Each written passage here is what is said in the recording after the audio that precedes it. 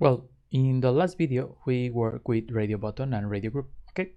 Well, now we need to get access to these elements, but using the code. Okay, not just the user interface or not just the XML. Okay. So well, let me change the editor. Okay, to use the main activity, and well, for now we can use a few elements here. Let me comment, okay, the toast and the image. Okay, we will use the same button, right? So we don't have to rewrite code, or we don't have to delete and come back and add again code. Okay, that's, I think, is very easy to do that. Well, remember, we have a red group. Well, no, red group, no, sorry. We have a radio group and we have radio button. We have a lot of ways to think in different solutions, okay? But now my only goal for this video is show you how you can get access to the specific element, for example, this one or this one, okay? So that's my goal for this video, okay, for this class. So how you can get access? Remember, at the end you always need to get the element by ID. Okay, well, in this case, I think for now, if we are starting with this, the most easy is the most common way, but at the end is very simple. Okay, so it's very easy. I think you don't need to remember too much, okay, with this situation. So well, let's define the red button. Okay, we have red button, and let's put, actually we can use something like this, and let's put here 2 points.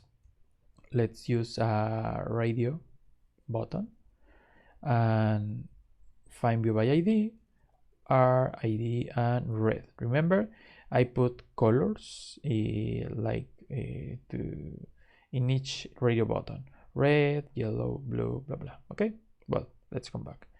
Now inside the button, I can try to detect when I press the button which color, which element is selected.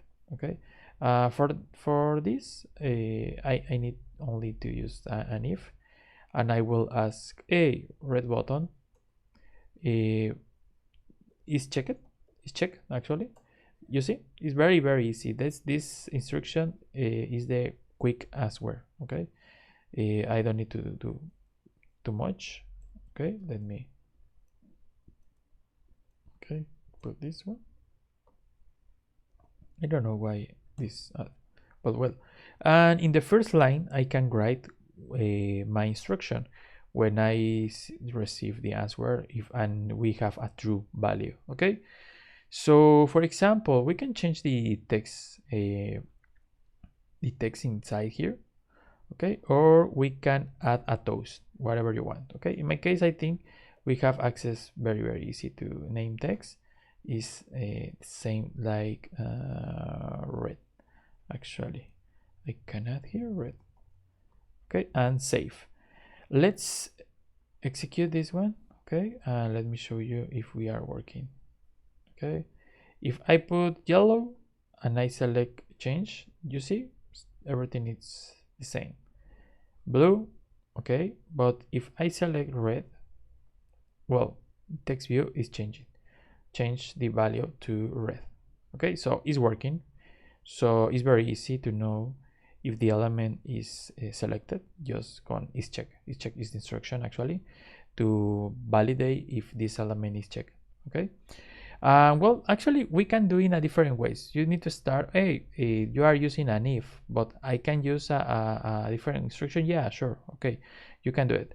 Remember, at the end, my goal in the basic part of this course is just show you the easy way to do that. Okay, because later, obviously, we will create more complex exercise. Okay, more complex classes, more complex subjects. So well, for now I will try always to keep more simple that possible. In this case, if you see, it's very easy. You only need to access to the element using the instruction is check to receive a true or false. Okay, if you see, we receive a boolean. Okay, so that's mean you receive a true or false. So if check, okay, you receive a true, and if not check, okay, you will receive a false. And well, we can define the instruction. Actually, if you see, I am not using the curly braces, okay, because well, in Kotlin you can do that, okay, but it's the same, like do something like this, okay. Obviously, in this case, well, maybe if you want, you can add another path to follow. But well, for now, I don't need too much. I just need to define the instruction to show you. Red is select or is check. Just print the word red inside the text view. Okay. Well, for now, it's done. And well, let's see the next video.